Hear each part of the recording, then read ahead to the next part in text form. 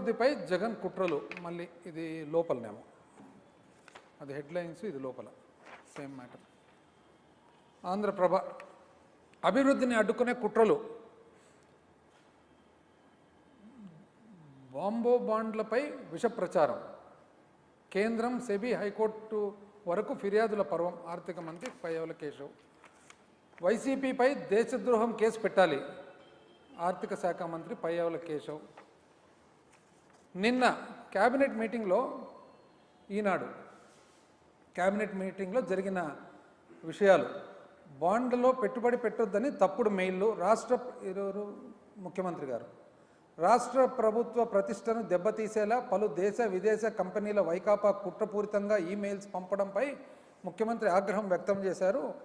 వైకాపా చేస్తున్న ఈ కుట్రలపై విచారణ జరిపిస్తామని ప్రకటించారు. ఈ అంశాన్ని ఆర్థిక మంత్రి పయ్యావుల కేశవ్ ప్రస్తావించారు. ఏపీఎండీసీ బాండ్లలో పెట్టుబడులు పెట్టొద్దని ఏకంగా 200 దేశ విదేశీ కంపెనీలకు వైకాపా తమ పార్టీ సానుభూతుల పేరుతో తప్పుడు మెయిల్లు పంపించారు. ఆధారాలతో ఆయన వివరించారు. తెర వెనుక కుట్రలతో రాష్ట్రానికి నిధులు రాకుండా అడ్డుకోవడం, ప్రభుత్వ పథకాలు అమలు చేయొద్దని దుష్ప్రచారం చేయడం ఆ పార్టీకి అలవాటుగా మారింది. ఇలాంటి విషయాల్ని మంత్రులు ప్రజల్లోకి బలంగా తీసుకెళ్లాలని సీఎం సూచించారు. ఇది తీవ్ర నేరమని, రాజద్రోహం స్థాయి చట్టం కింద కేసులు పెట్టాలని కొత్త చట్టాలు కనుక్కుంటున్నారు. కాదండి, ఒకటి, ఇప్పుడు ఆర్థిక శాఖ మంత్రి గారు ఎందుకు మీరు ఇరిటేట్ అవుతున్నారు? మేము అడిగిన ప్రశ్న ఏమి, ఛాలెంజ్ ఏమి? 9,000 కోట్లకు ఏపీఎండీసీ బాండ్లు జారీ చేసి మధ్యవర్తులకు రాష్ట్ర ఖజానా పైన హక్కు కల్పిస్తున్నారు.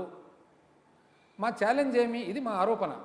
మీరు ఏపీఎండీసీ బాండ్లు 9,000 కోట్లు బాండ్ల ద్వారా ఏపీఎండీసీ ఖనిజాభివృద్ధి సంస్థ అప్పు చేసి, ఆ అప్పు తీర్చేదానికి మీరు తీర్చే ఒప్పందంలో భాగంగా రాష్ట్ర ఖజానాకు మధ్యవర్తులు ఎవరైతే బాండ్లు జారీ చేస్తారో వాళ్లకు మీరు డైరెక్ట్గా రాష్ట్ర ఖజానా మీద డబ్బులు డ్రా చేసేదానికి హక్కు కల్పించిన మాట నిజమా కాదా?